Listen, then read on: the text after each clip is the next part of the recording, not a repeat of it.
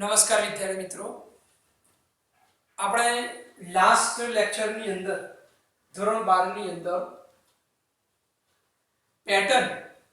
Pattern of biodiversity એટલે કે જૈવ વિવિધતાની ભાતો જે કહી શકાય, જૈવ વિવિધતા ભાત, જેની અંદર આપણે બે ટોપિકની વાત કરેલી.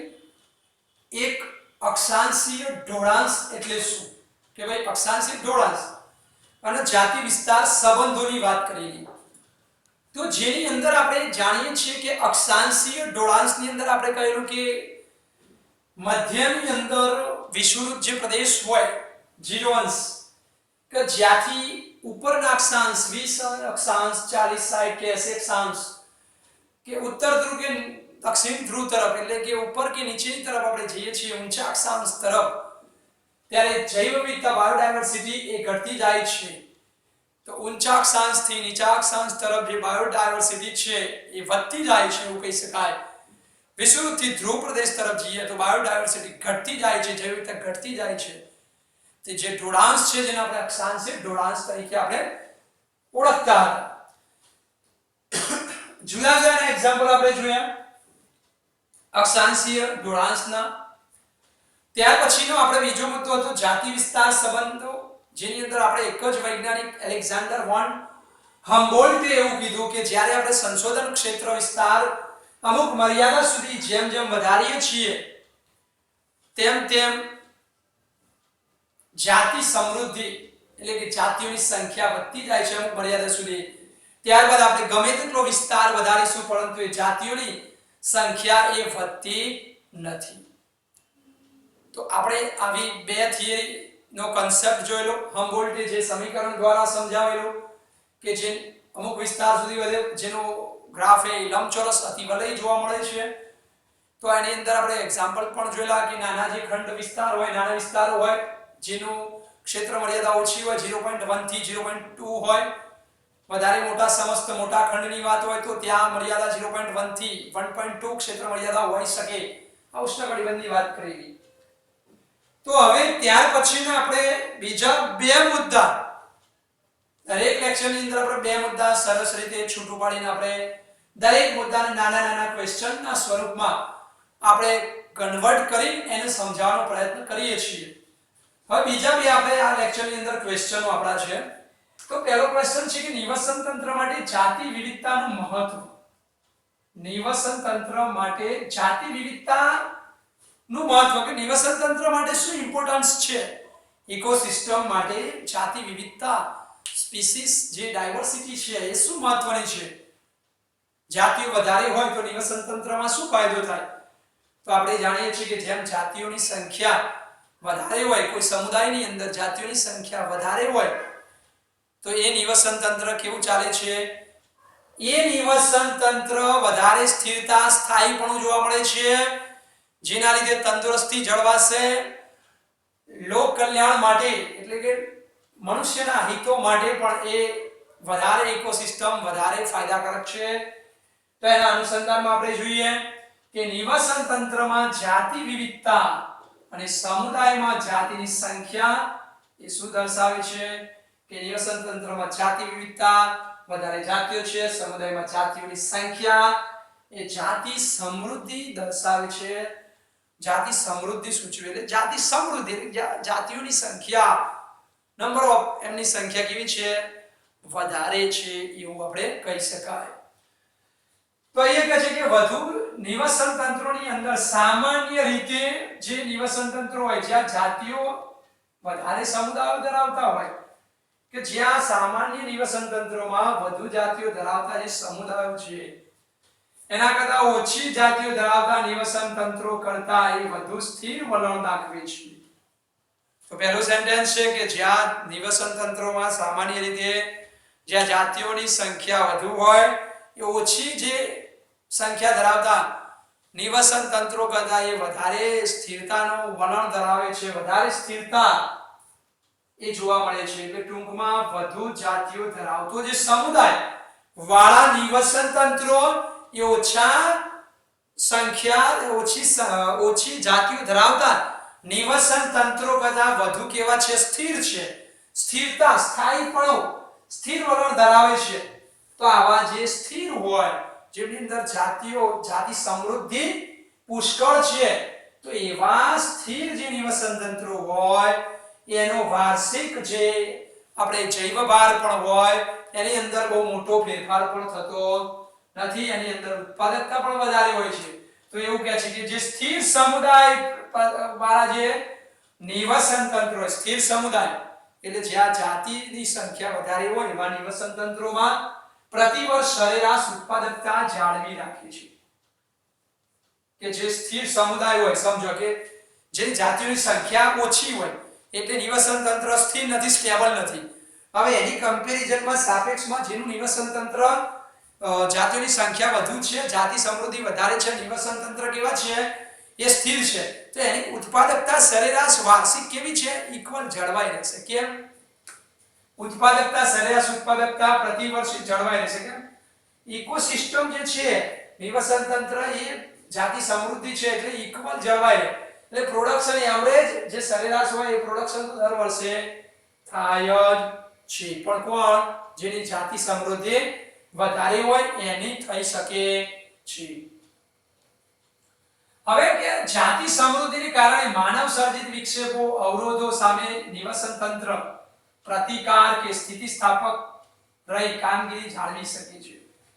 હવે જો બાયોડાયવર્સિટી વધારે હોય, જાતિ સમૃદ્ધિ હોય, તો એવું જે નિવસન તંત્ર હોય જે સ્થિરતા વધારે ધરાવે છે, કમ્પ્લીટલી નિવસન તંત્ર સંપૂર્ણ રીતે એ નિવસન તંત્ર ચાલે છે, કારણ કે ત્યાં સંપૂર્ણ જે જાતિઓની જરૂર છે, જે આહાર ફૂડ ચેન હોવી જોઈએ, આહાર શૃંખલા જાળ છે એ વ્યવસ્થિત ચાલે છે.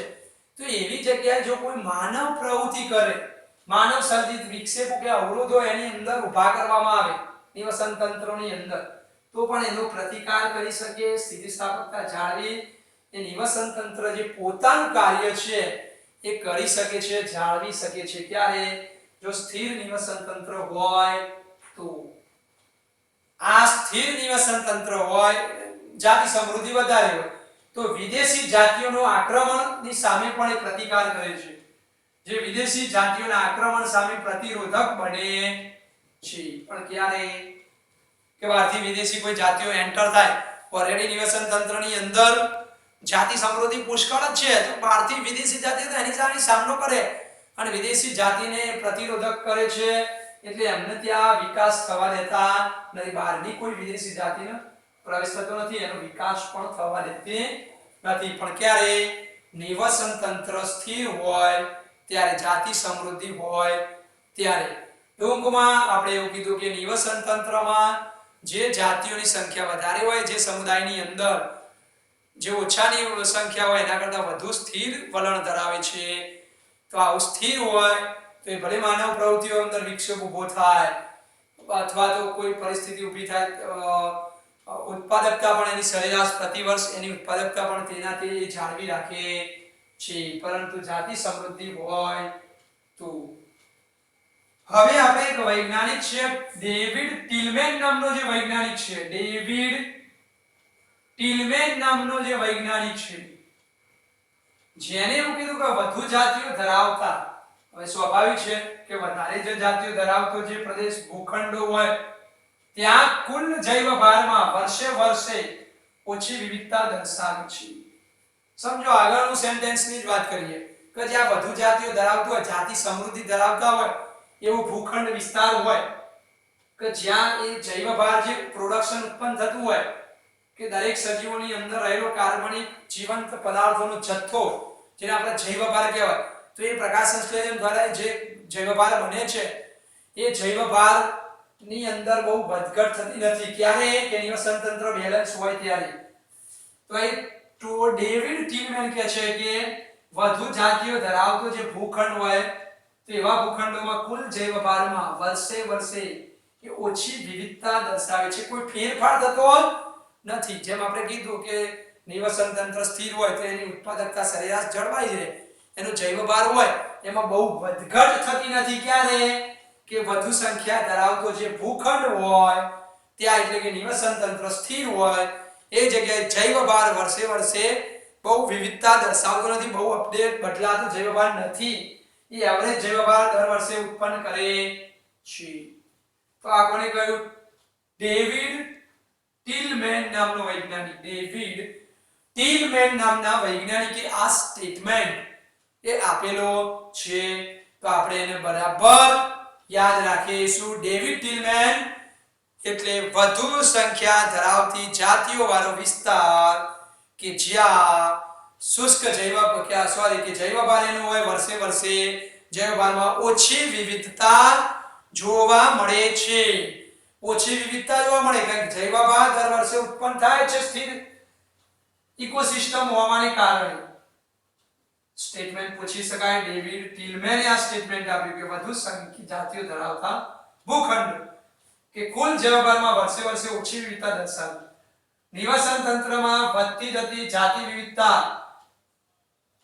કે વધારે જાતિ વિવિધતા હશે તો શું થશે?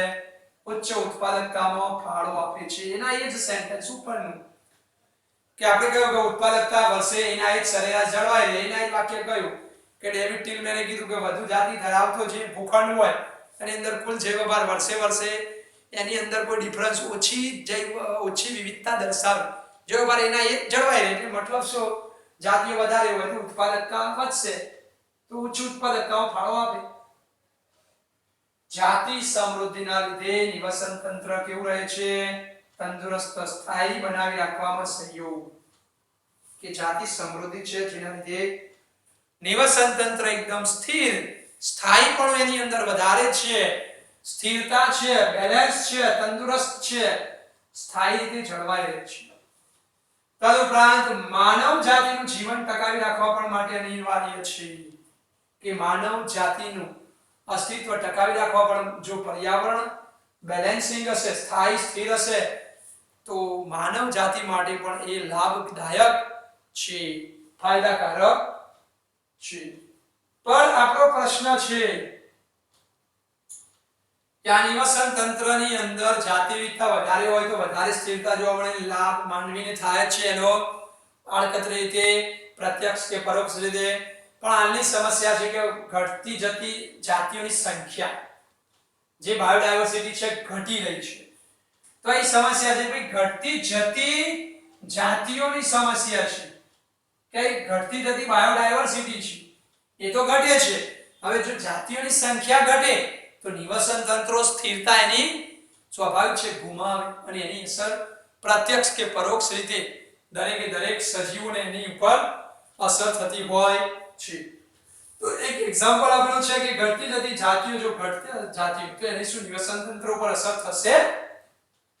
એક્ઝામ્પલ આપેલું છે કે પશ્ચિમ ઘાટના વૃક્ષો પર એક દેડકાની જે જાતિ છે એ દેડકાની જાતિ એ શું થઈ જાય છે? વિલુપ્ત થઈ જાય તો પશ્ચિમ ઘાટના નિવસન તંત્રોમાં એ ઓછા ક્રિયાશીલ બને. હા, સાચી વાત છે કે અહીં ઉદાહરણ આપેલું છે કે જાતિ વિવિધતા એટલે કે જાતિઓની સંખ્યા ઘટે તો દાખલા કે પશ્ચિમ ઘાટના કોઈ વૃક્ષ ઉપર એક દેડકાની જે જાત છે વિલુપ્ત થઈ જાય તો ત્યાંના પશ્ચિમ ઘાટના જે નિવસન તંત્રો હોય કે દેડકાની જાત ઉડી ગઈ તો જે દેડકો છે જે મેઇન આહાર શૃંખલાની અંદર મહત્વનો જે ફૂડ ચેનની અંદર રોલ ભજવતો હોય એની અંદર વિક્ષેપ ઊભો થાય તો એના ઉપર નભતા સજીવોનું શું? જે ખોરાક માટે દેડકા ઉપર નભતા સજીવો હોય એનું શું? એ સજીવ મૃત્યુ પામે ને એના ઉપર નભતા જે સજીવો પણ મૃત્યુ પામે તો આખી ચેન જે હોય એની અંદર વિક્ષેપ ઊભો થાય ફૂડ ચેનની અંદર તો નિવસન તંત્રો એ ઓછા ક્રિયાશીલ બને. બીજો એવો પ્રશ્ન કરેલો છે કે જો બીજો એક્ઝામ્પલ આપેલું છે, એક એક્ઝામ્પલ આપણે દેડકાનું આપેલું છે, બીજો એક્ઝામ્પલ કીડીઓનું આપેલું છે કે પૃથ્વી ઉપર કીડીઓની 20000 જેટલી જાતિઓ છે એમાંથી 5000 જેટલી જાતિઓ ગાયબ થઈ જાય કે 20000 જેટલી જાતિઓને બદલે 15000 જાતિઓ રહે તો એટલે 5000 જાતિઓ ગાયબ થઈ જાય તો શું એનાથી કોઈ અસર થશે ખરી નિવસન તંત્ર ઉપર? તો ચોક્કસ એની અસર નિવસન તંત્ર ઉપર થાય.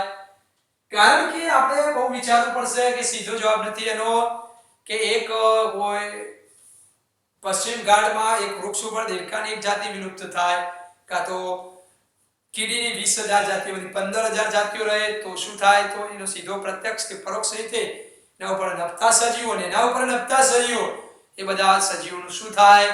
એટલે આહાર શૃંખલા જે કહી શકાય, ફૂડ ચેન કહી શકાય, એની અંદર મોટો વિક્ષેપ ઊભો થઈ શકે છે. તો એ પ્રશ્નને સમજાવવા માટે કે કઈ રીતે એના ઉપર અસર કરે, તો એ સમજાવવા માટે એક સિદ્ધાંત જે એમસીક્યુ ની અંદર એ પણ પૂછાઈ શકે. તો એક સ્ટેનફોર્ડ નો પરિસ્થિતિવિદ, સ્ટેનફોર્ડ પ્લેસ નું નામ છે, એનો પરિસ્થિતિવિદ જે વૈજ્ઞાનિક છે, એ વૈજ્ઞાનિક નું નામ આપણે યાદ રાખીશું, પોલ એહરલિચ નામનો જે વૈજ્ઞાનિક છે, ઇકોલોજિસ્ટ. તો પોલ એહરલિચ નામનો જે વૈજ્ઞાનિક છે, પોલ એહરલિચ નામનો જે વૈજ્ઞાનિક છે, તો પોલ એહરલિચ નામનો જે વૈજ્ઞાનિક છે એને એક પૂર્વધારણા કે ધ રિવેટ પોપર પૂર્વધારણા આપી. આ યાદ રાખીશું, ધ રિવેટ પોપર પૂર્વધારણા. તો પોલ એહરલિચ ઇકોલોજિસ્ટ જે હતો, પરિસ્થિતિવિદ હતો, કે પોલ એહરલિચ નામનો જે વૈજ્ઞાનિક હતો, એ આપણે યાદ રાખીશું, પોલ એહરલિચ નામનો જે સાયન્ટિસ્ટ હતો, ઇકોલોજિસ્ટ જે હતો, આ ઇકોલોજિસ્ટે શું માહિતી આપી? તો એને એક ધ પોપર પૂર્વધારણા આપી, ધ રિવેટ ને પૂર્વધારણા આપી કે ધ રિવેટ પોપર પૂર્વધારણા. રિવેટ શબ્દનો અર્થ કરીશું આપણે રિવેટ. તો રિવેટ એટલે આપણે અર્થ કરીશું ખીલીઓ. આપણે રિવેટ શબ્દ વાપર્યો છે, રિવેટ એટલે ખીલીઓ. તો એક ધી રિવેટ પોપર પૂર્વધારણા એને આપી. તો આ સિદ્ધાંત શું સમજાવવા માંગે છે કે પોલ એહરલિચે ધી રિવેટ પોપર પૂર્વધારણા જે આપે, એ સિદ્ધાંત શું કહેવા માંગે છે? તો એ સિદ્ધાંત એક એક્ઝામ્પલ દ્વારા એવું સમજાવવા માંગે છે કે નિવસન તંત્ર ઉપર કોઈ એક જાતિ, દેડકાની જાતિ અથવા તો 15-20,000 કીડીઓની જાતોમાંથી 5,000 એટલે કે 15,000 કીડીઓની જાતો જો થઈ જાય તો એનાથી શું ફરક પડે નિવસન તંત્રમાં? તો એક એક્ઝામ્પલ દ્વારા એને સમજાવેલું છે કે દાખલા તરીકે કોઈ એક વિમાન છે, એટલે કે એક વિમાન નામનું કોઈ એક નિવસન તંત્ર છે. હવે એ વિમાનની અંદર મુસાફરી કરતા જે મુસાફરો હોય, એમના દ્વારા એ દરેકે દરેક જે ખીલીઓ મારેલી હોય, એટલે કે રિવેટ દ્વારા વિમાનને ફિટ કરેલું હોય, કે વિમાનના દરેકે દરેક સ્પેર પાર્ટ, એના વિમાનના દરેકે દરેક જે ભાગો હોય, એમને સાનાથી ફિટ કરેલા હોય, તો એ રિવેટ દ્વારા, ખીલીઓ દ્વારા ફિટ કરેલા હોય.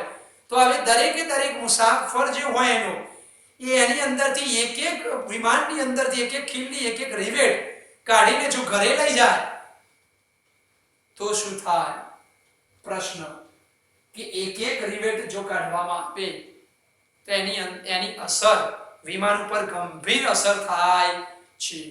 પણ જો દાખલા તરીકે જે મેઇન રોલ હોય, દાખલા કે વિમાનની બહાર જોવા મળતી જે પાંખો હોય, એટલે કે પાંખિયાઓ હોય, અને જે પાંખિયાઓ જે રિવેટથી ફિટ કરેલા હોય, એ રિવેટને કાઢી લેવામાં આવે તો શું વિમાન ચાલશે? વિમાનમાં ભંગાણ થશે. એટલે વિમાન એક નિવસન તંત્ર છે, એવી આપણે માનીને ચાલીએ તો વિમાન ભંગાણ થઈ જાય, પડી જશે. એવી રીતે કોઈ નિવસન તંત્રની અંદરથી કોઈ એક સજીવ અથવા તો જે વધુ અગત્યના જે સજીવો હોય એમાંથી દૂર થાય તો એનાથી એ નિવસન તંત્ર વધુ સ્થિરતા થી ચાલી શકતું નથી, સ્થિરતા ગુમાવે છે. તો બરાબર આની અંદર સમજ પડી હશે કે પોલ એહરલિચ નામનો વૈજ્ઞાનિક, ઇકોલોજિસ્ટ, ધી રિવેટ પોપર પૂર્વધારણા આપે, તેની અંદર એને શું કહ્યું કે વિમાન જેવા નિવસન તંત્રના બધા ભાગોને હજારો ખીલીઓ દ્વારા એક સાથે જોડવામાં આવે છે. એટલે એક વિમાન એક આપણે નિવસન તંત્ર માની લઈએ, અને એની અંદર જેટલા પણ રિવેટ હોય, હજાર ખીલીઓ હોય, એના દ્વારા એ નિવસન તંત્રને જોડવામાં આવે છે. એટલે કે વિમાનને આ રીતે જોડવામાં આવે છે. હવે એક એક રિવેટ જો દરેક મુસાફિર એને લઈ જવામાં આવશે કાઢીને, તો વિમાનની અંદર તકલીફ ઊભી થશે, ભંગાણ થશે. પણ જે મહત્વના જે રિવેટો હોય, ખાસ કરીને મેઇન રોલ નિવસન તંત્રમાં હોય, એવા સજીવને દૂર કરવામાં આવે તો ત્યાં નિવસન તંત્રમાં મોટી અનબેલેન્સ, અસંતુલન સર્જાશે. સ્થાયીપણું એ ગુમાવે છે, એવી રીતે રિવેટની દાખલા કે સોરી વિમાનને પાંખો જે હોય ને એના રિવેટો કાઢવામાં આવે તો નિવસન તંત્રમાં મેઇન મુખ્ય ભૂમિકા એમ કહી શકાય. એવી રીતે જે સજીવ મેઇન હોય એ દૂર થાય તો એની ચોક્કસ અસર એ નિવસન તંત્ર ઉપર પડતી હોય છે. તો આપણે આ રીતે બે મુદ્દાની વાત કરી. નિવસન તંત્ર માટે જાતિ વિવિધતાનું મહત્વ પણ સમજાયો અને પૂર્વધારણા દ્વારા પણ સમજાયું. કયા કયા મુદ્દા કીધા કે જાતિ સમૃદ્ધિ, કોઈ પણ જન સમુદાયની અંદર જાતિઓની સંખ્યા વધારે હોય તેનું નિવસન તંત્ર વધારે સ્થાયીપણો, વધારે ટકાઉપણો, વધારે સ્થિરતા જોવા મળે, ઉત્પાદકતા એની વર્ષે વર્ષે ઉત્પાદકતા પણ સ્થાયી જળવાઈ રહે છે, ઓછી હોય એની કમ્પેરિઝનમાં વધારે હોય તો એની સ્થિરતા વધારે હોય. અને સ્ટેટમેન્ટ આપી કોને તો આ જાતિ સમૃદ્ધિને કારણે જો માનવ સર્જિત કોઈ વિક્ષેપો અવરોધો ઊભા થાય તો પણ એની સામે પ્રતિરોધક આપી શકે અને વિદેશી જાતિઓના આક્રમણને પણ રોકી શકે છે. અને વૈજ્ઞાનિક આપણે યાદ રાખીશું કયો ડેવિડ ટિલમેને કયું સ્ટેટમેન્ટ આપ્યું કે જ્યાં વધુ જાતિઓ હોય એવો જો ભૂખંડ હોય તો એવા ભૂખંડની અંદર એ કુલ જૈવભારમાં વર્ષે વર્ષે બહુ વિવિધતા દર્શાવતો નથી. કે બહુ ફેરફાર નહીં થાય જૈવભારમાં, ઓછી વિવિધતા દર્શાવે, એટલો બધો ફેરફાર થતો નથી અને એની ઉત્પાદકતા પણ વધે છે, ઉચ્ચ ઉત્પાદકતા તરફ લઈ જાય. તો આ સ્ટેટમેન્ટ યાદ રાખવાનું. પણ એની કમ્પેરિઝનમાં આપણે કીધું કે આવું નથી. અત્યારે આ વર્તમાન પરિસ્થિતિ જોઈએ તો ઘટતી જતી જાતિઓ છે, જાતિ બાયોડાયવર્સિટી ઘટી રહી છે. તો એના પણ એક્ઝામ્પલ આપેલા છે કે પશ્ચિમ ઘાટમાં કોઈ વૃક્ષ ઉપર એક દેડકાની જાતિ લુપ્ત થાય તો ક્રિયાશીલ પશ્ચિમ ઘાટના નિવસન તંત્ર ઓછા ક્રિયાશીલ બને, સ્વાભાવિક છે. બીજું ઉદાહરણ આપ્યું છે 20000 કીડીઓની જાતો છે અને એમાંથી 15000 થઈ જાય તો પણ નિવસન તંત્રમાં ફરક પડે. અને એ સમજાવવા માટે પોલ એહરવિક નામનો ઇકોલોજિસ્ટ જે હતો, ઇકોલોજિસ્ટ ધી રિવેટ પોપર પૂર્વધારણા આપી. એની અંદર આપણે એક જ વસ્તુ કે એક વિમાન નિવસન તંત્ર સાથે કમ્પેરિઝન કરે કે વિમાન એક નિવસન તંત્ર છે અને એની અંદર દરેકે દરેક ખીલ્લીઓ જે હોય, રિવેટો હોય, એક એક મુસાફરોને કાઢી લે અને લઈ જાય તો શું થાય. તો એના દ્વારા સરસ રીતે આપણે એની સમજૂતી આપી કે જાતિ વિવિધતાનું જેટલી પણ જાતિઓ વધારે હોય, જાતિ સમૃદ્ધિ હોય તો એનાથી ચોક્કસ ફાયદો થાય. તો બે વૈજ્ઞાનિકો સ્ટેટમેન્ટ યાદ રાખીશું. એક ડેવિડ ટિલમેને કે જાતિ વિવિધતા વધારે હોય જે ભૂખંડમાં ત્યાં જૈવભારમાં બહુ ઓછી વિવિધતા દર્શાવે છે. અને પોલ એહરલિક નામનો જે વૈજ્ઞાનિક હતો એ પોલ એહરલિકે શું કીધું તો એને ધી રિવેટ પોપટ પૂર્વધારણા આપી. તો આ બે વૈજ્ઞાનિકોનો ખાસ એમસીક્યુ માટે આપણે યાદ રાખીશું. તો આપણો એક પ્રશ્નની અંદર બે પ્રશ્નો નાના નાના કરીને પૂરા કર્યા. હવે એવો જ એક બીજો પ્રશ્ન છે એમસીક્યુ માટે જ અગત્યનો છે. જૈવ વિવિધતાની ક્ષતિ કે નુકસાન, કે જૈવ વિવિધતાને ક્ષતિ થઈ રહી છે, નુકસાની થઈ રહી છે, એના માટે જવાબદાર એ માનવીની પ્રવૃત્તિઓ જવાબદાર છે. કે સંખ્યા જેવી રીતે બાયોડાયવર્સિટી ઘટી રહી છે તેના માટે કોના ઉપર આંગળી ચિંતા રહી છે, માનવીની પ્રવૃત્તિઓ જે છે જેના લીધે આ બાયોડાયવર્સિટી ઘટી રહી છે. તો અત્યારે હાલ વિશ્વની જૈવ વિવિધતાનો ઝડપી નાશ થઈ રહ્યો છે. તો કેટલીક એક્ઝામ્પલો આપેલા છે કે કઈ કઈ રીતે બાયોડાયવર્સિટી કઈ કઈ જગ્યાએ ઘટેલી છે. તો માનવીના જે ઉષ્ણકટિબંધીય ટાપુઓ પર, ઉષ્ણકટિબંધીય વિસ્તાર જેના ટાપુઓ પર વસાહતીકરણને કારણે કે ઉષ્ણકટિબંધના જે ટાપુઓ હતા એની પર માનવી નહીં વસાહતો રચાય.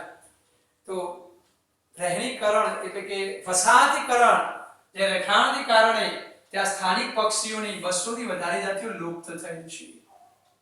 વસવાટોના કારણે કે જે લોકલ બર્ડ્સ હતા ઉષ્ણકટિબંધમાં, ઉષ્ણકટિબંધના ટાપુઓ ઉપર જ્યાં માનવી વસાહત ચાલુ કરી, રહેઠાણ ચાલુ કર્યું તો ત્યાંના સ્થાનિક પક્ષીઓની 200 જેટલી જાતિઓ એ લુપ્ત થયેલી છે. ત્યાર પછી IUCN 2004 ના રેડ લિસ્ટ પ્રમાણે IUCN આ એટલે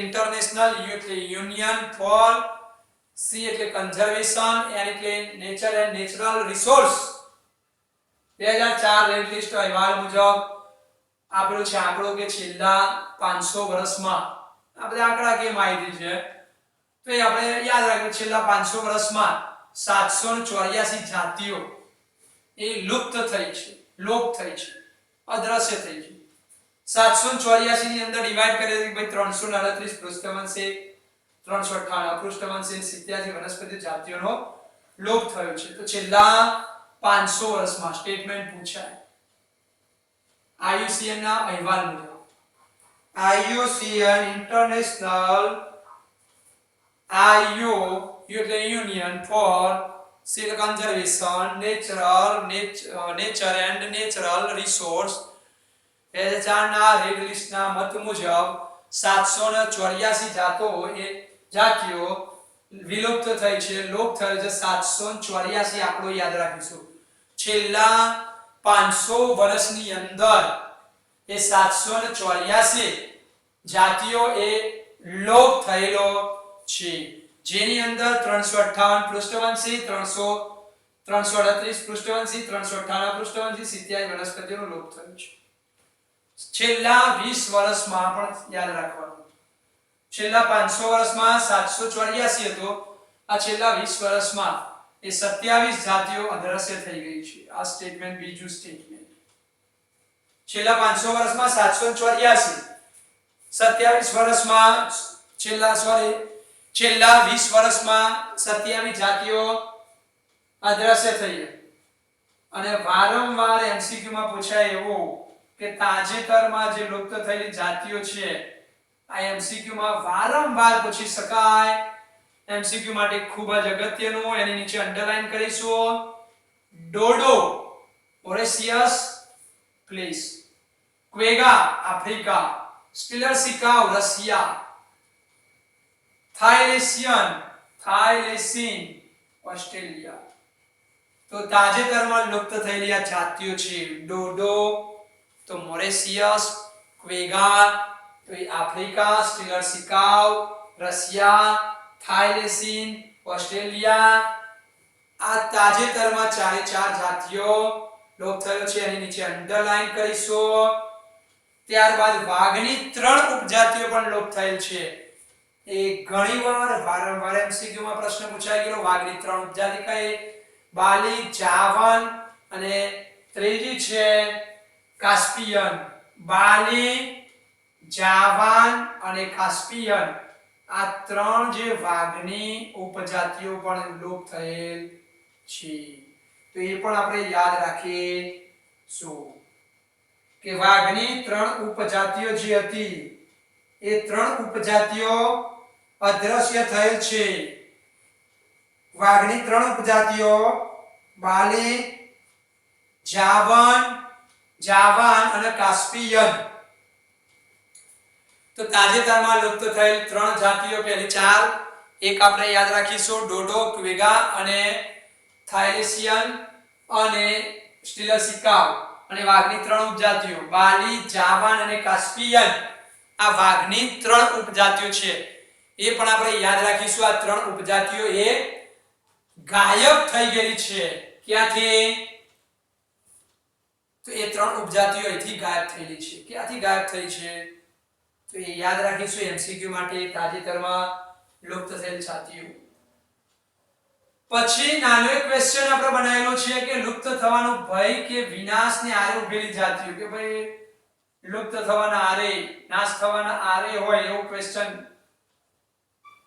તો લુપ્ત થવાનો ભય કે વિનાશ આરે ઉભેલી જાતિઓ તે સમગ્ર વર્ગકોનું વિલોપન એ યાદચ્છિક નથી એટલે રેન્ડમલી નથી સમગ્ર જે વર્ગકો સજીવો છે જે લુપ્ત થવાના આરે છે તો એ રેન્ડમલી નથી યાદચ્છિક એટલે રેન્ડમલી નથી ઉભયજીવીઓનું જૂથ વધુ લુપ્ત થવા માટે સંવેદનશીલ છે એક કોણ કોણ આરે છે કે ઉભયજીવીઓનો જે સમૂહ છે એ ઉભયજીવીઓ જાતિઓનો જે સમૂહ છે એ લુપ્ત થવાને આરે એટલે માટે વધુ સંવેદનશીલ છે એટલે લુપ્ત થવાને આરે છે એક ઉભયજીવી સજીવો બીજું વિશ્વવ્યાપી 15500 થી વધુ જાતિઓ લુપ્ત થવાનું ભય છે 15500 જેટલી જાતો વિશ્વની અંદર એ લુપ્ત થવાનો ભય છે.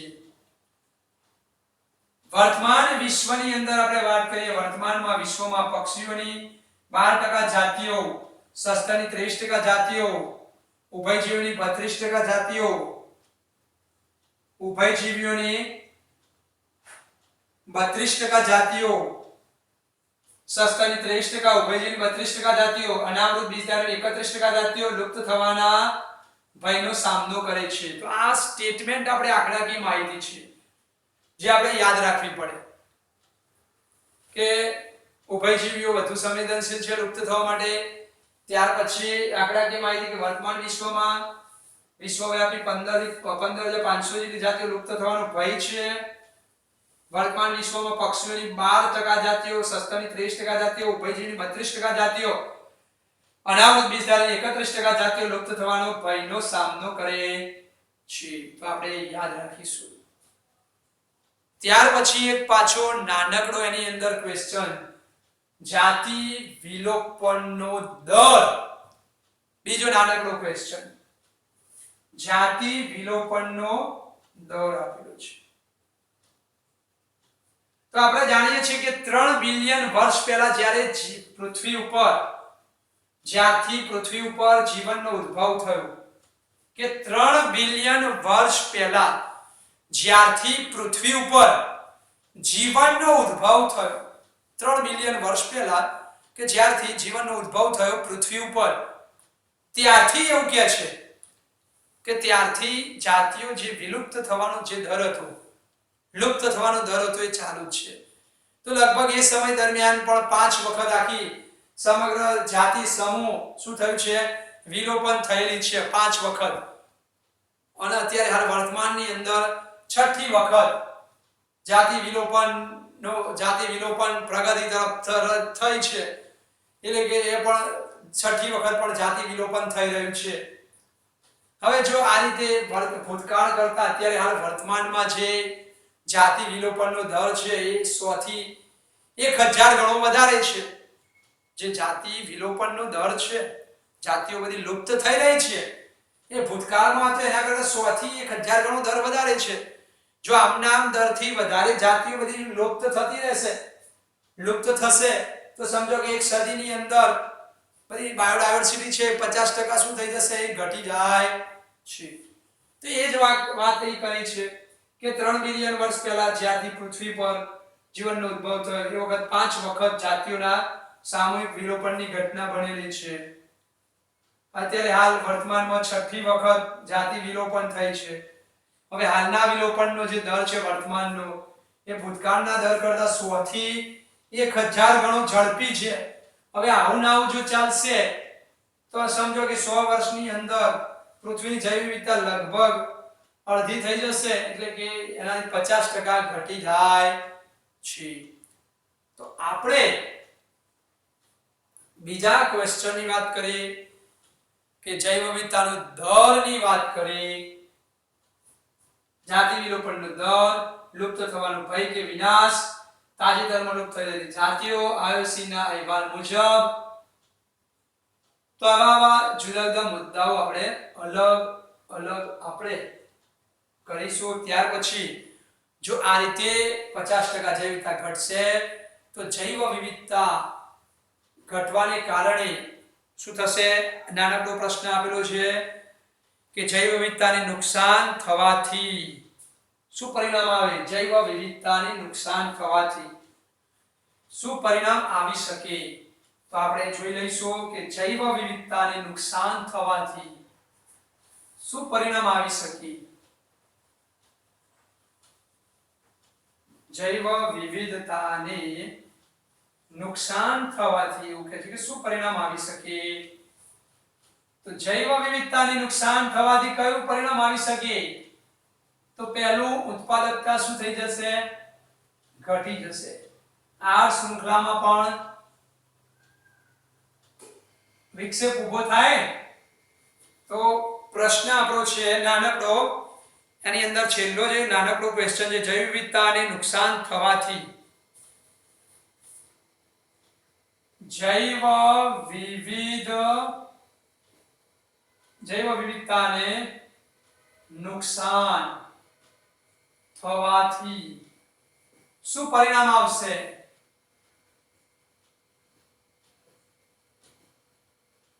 કે જૈવ વિવિધતાને નુકસાન થાય, કે જૈવ વિવિધતા 50% આથી ઘટી જાય તો જૈવ વિવિધતાને નુકસાન થવાથી તો પહેલું કે વનસ્પતિ ઉત્પાદનમાં શું થશે? ઘટાડો. તો પહેલું આપણે લખવું હોય તો લખી શકાય કે વનસ્પતિ ઉત્પાદનમાં ઘટાડો થશે. સજીવો બધા ઘટતા જાય છે તો સ્વાભાવિક છે સંખ્યા જાતિઓની ઘટશે તો પ્રોડક્શન હોય જે ઉત્પાદન થતું હોય એ ઉત્પાદનમાં શું થાય? ઘટાડો. આહાર શૃંખલામાં ગંભીર ક્ષતિ થશે. આહાર શૃંખલાઓમાં શું થાય? ગંભીર ક્ષતિ.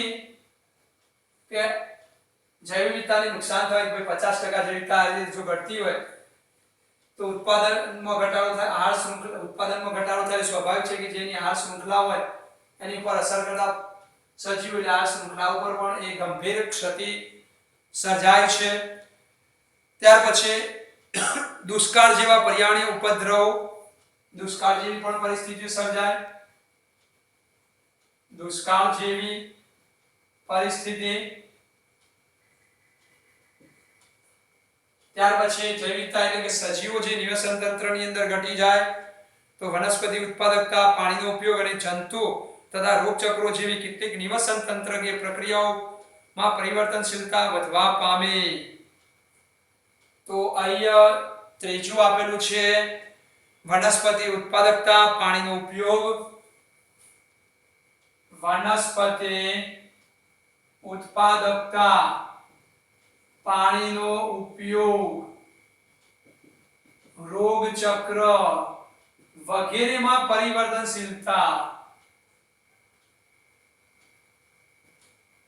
કે વનસ્પતિ ઉત્પાદકતા, પાણીનો ઉપયોગ કે રોગચક્ર જે પરિવર્તનશીલતા છે એની અંદર બધું અનબેલેન્સ થઈ જશે, એમાં ફેરફારો જોવા મળશે અને નિવસન તંત્ર શું બની જાય? અસ્થાયી બની જાય. કે નિવસન તંત્ર શું બને? અસ્થાયી બને. એટલે એનું જે સ્થાયીપણું છે, ટકાઉપણું છે એ ઘટે છે, અસ્થાયી બને છે. તો આવી નિવસન જૈવિકતાને લીધે નુકસાન થવા જેવા પરિણામો આવી શકે. તો આપણે આટલા પ્રશ્નો આપણે જોયા એટલે કે મેઈન બે પ્રશ્નો જોયા. ત્યાર પછી જૈવ વિવિધતા ઘટવાનું શું કારણ? તો એ કારણો જુદા જુદા છે કે જૈવ વિવિધતાની નુકસાનીના મુખ્ય કારણો કે ભાઈ જૈવ વિવિધતા ઘટવાના કારણો કયા? તો જૈવ આપણો નેક્સ્ટ ક્વેશ્ચન હશે કે જૈવ વિવિધતા ઘટવાના કારણો. કે જૈવ વિવિધતા માં નુકસાન થવાના, જૈવ વિવિધતામાં નુકસાન થવાના કારણો જોઈશું આપણે નેક્સ્ટ લેક્ચર ની અંદર. કે જૈવ વિવિધતાનું નુકસાન થયું, જૈવ વિવિધતા ઘટી ગઈ તો જૈવ વિવિધતા ઘટવા માટેના કારણો કયા? શા માટે જૈવ વિવિધતા ઘટી રહી છે? તેના કારણો આપણે નેક્સ્ટ લેક્ચર ની અંદર જોવાના રહેશે. હવે આપણે કયા કયા પ્રશ્નો જોયા? તો આપણે હવે જોઈ લઈએ. મેઈન આપણે બે પ્રશ્નોની વાત કરી. પહેલો પ્રશ્ન જોયો નિવસન તંત્રમાં જાતિ વિવિધતાનું મહત્વ શું? કે જે જાતિઓ જે નિવસન તંત્રમાં જાતિ સમૃદ્ધિ એટલે કે જાતિ વિવિધતા વધુ હોય, વધુ સંખ્યા હોય, જેની અંદર જે સમુદાયની અંદર જાતિઓની સંખ્યા વધુ હોય એ ઓછી સંખ્યા ધરાવતા નિવસન તંત્ર કરતા વધુ સ્થાયીપણું વલણ ધરાવે છે. એની સરેરાશ ઉત્પાદકતા પણ એ જળવાઈ રહે છે. સ્થાયી જે સ્થિર સામાન્ય નિવસન તંત્ર હોય એની વાત કરી છે. એ વિદેશી વનસ્પતિઓના આક્રમણની સામે પણ ટકી રહે છે. માનવ પ્રવૃત્તિઓ સામે પણ એક વિક્ષેપો ઊભા કરે તો પણ એ જે નિવસન તંત્ર સ્થાયી હોય તો એની સામે એ ચોક્કસ એની સામે એ ફાઇટ આપી શકે છે. પણ પ્રશ્ન આપણો છે કે નિવસન તંત્રો તો બરાબર છે, જાતિ સમૃદ્ધિ વધારે હોય તો એનાથી ફાયદો છે. એક ડેવિડ ટિલમેન નામનો જે વૈજ્ઞાનિક છે એવું કીધું કે જે વધુ જાતિ સમૃદ્ધિ વિસ્તાર ધરાવતા જે ભૂખંડો હોય એની અંદર એના જૈવ ભારની અંદર વર્ષે વર્ષે જે ઓછી વિવિધતા જોવા મળે કે જૈવભારમાં બહુ ફેરફાર થતો નથી, ઓછી વિવિધતા જોવા મળે છે અને ઉત્પાદકતા ઉચ્ચ ઉત્પાદકતામાં પરિણમે છે વધારે જાતિ વિવિધતા હોય તો ડેવિડ ટિલમેનનું આ સ્ટેટમેન્ટ આપણે યાદ રાખીશું. ત્યાર પછી અહીંયા સમસ્યા છે કે ઘટતી જતી જે જાતિઓ લુપ્ત થઈ રહી છે કે દાખલા તરીકે શું પશ્ચિમ ઘાટમાં જોવા મળતા એક વૃક્ષ ઉપર એક દેડકાની જાતિ લુપ્ત થઈ જાય તો પશ્ચિમ ઘાટના નિવસન તંત્રો ઓછા ક્રિયાશીલ બને? યસ, ઓછા ક્રિયાશીલ થઈ શકે. કીડીઓની જે જાતો 20,000 હતી એની જગ્યાએ 15,000 થઈ જાય તો એની નિવસન તંત્રો પર અસર થાય, ચોક્કસ અસર થાય. સીધી નહીં, પ્રત્યક્ષ નહીં તો પરોક્ષ રીતે પણ એની અસર થતી હોય છે. તો એ સમજાવવા માટે પોલ એહરલિક નામનો જે વૈજ્ઞાનિક હતો સ્ટેટમેન્ટ યાદ રાખીશું, જેને ધી રિવેટ ઉપર પૂર્વધારણા જે આપી એની અંદર આપણે ટૂંકમાં જ સમજાવ્યું કે ભાઈ એક વિમાન છે, એક આ નિવસન તંત્ર છે, એની અંદરના જે સજીવો એટલે રિવેટ બધા જે વિમાનની અંદર લગાવેલા છે બધા સજીવો છે નિવસન તંત્રના.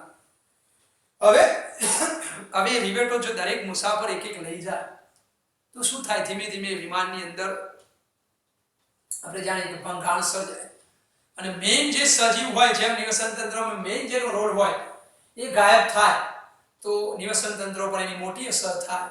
એમ એવી રીતે દાખલા કે વિમાનની વાત કરીએ કે જે પાંખિયા હોય, પાંખો હોય, એમાં જે રિવેટો હોય એને કાઢવામાં આવે તો એની અસર સીધી વધારે થતી હોય છે. તો એના દ્વારા એ સમજૂતી આપી.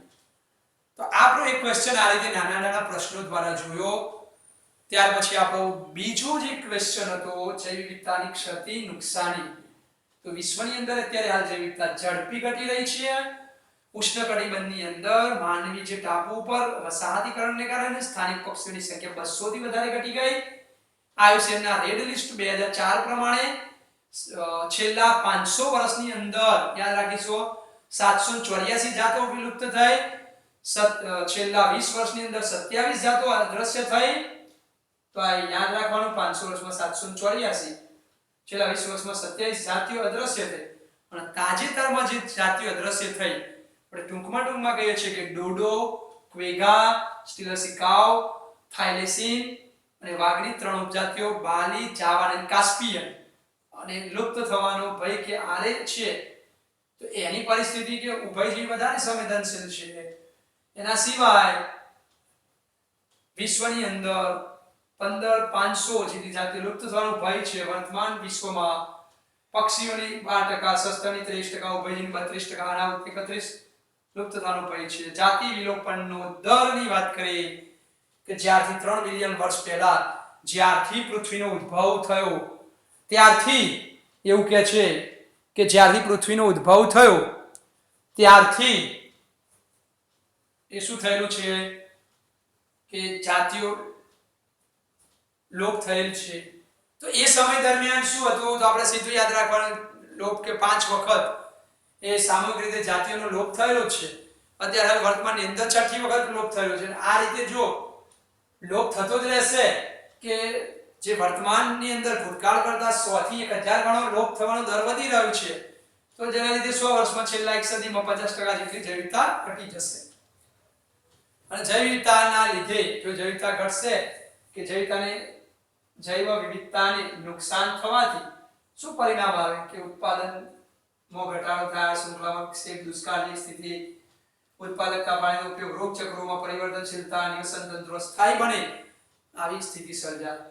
અને નેક્સ્ટ લેક્ચરની અંદર આપણે જોઈશું કે જૈવ વિવિધતામાં નુકસાન થવાના કારણો કે બાયોડાયવર્સિટીમાં નુકસાન થઈ રહ્યું છે એના 5 કારણો જે આપેલા છે જુદા જુદા એ આપણે જુદા જુદા 5 કારણો વિશે એ નેક્સ્ટ લેક્ચરની અંદર આપણે જોઈશું.